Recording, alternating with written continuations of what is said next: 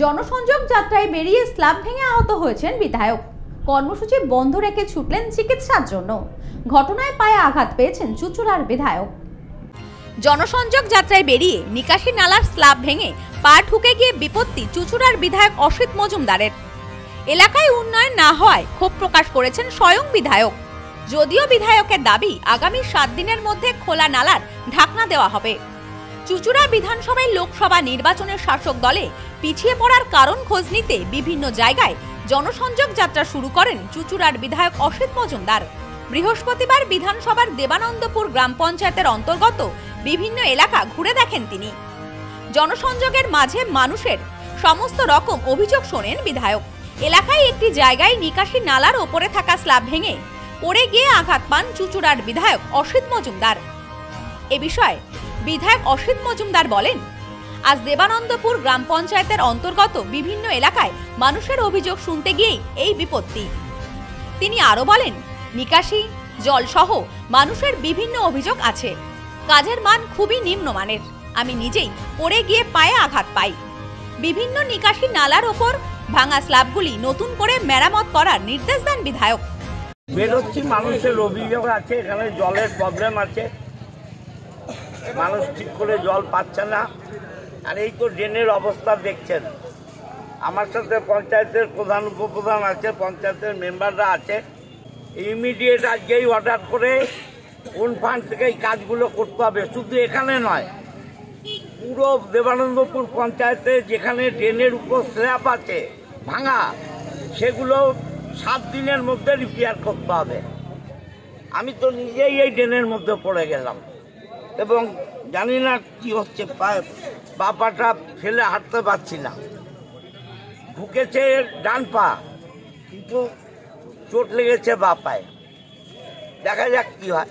এরকম তো অবস্থা বিভিন্ন জায়গাতে রয়েছে, বিভিন্ন পঞ্চায়েত এলাকাতে রয়েছে। আজকে আপনার পা ঢুকবে বলে আজকে অনুভব করবেন, মানে এরকম কথা তো মানুষ বহু অভিযোগ করে যে স্ল্যাবগুলোর মাঝখানে না না, এগুলো আমি নিজেও বহু জায়গায় বলেছি, হচ্ছে না। দেখা যাক, 7 দিনের মধ্যে পুরো দেবানন্দপুর পঞ্চায়েতে যত ড্রেনের উপর স্ল্যাব ভাঙা আছে এগুলো ঠিক করতে হবে। আপনি এটা দেখুন, এটা এর মধ্যে রাতের বেলায় যদি কোনো সাইকেলের প্রথম চাকাটা পড়ে, সে তো সামনের ভেঙে মারা যাবে।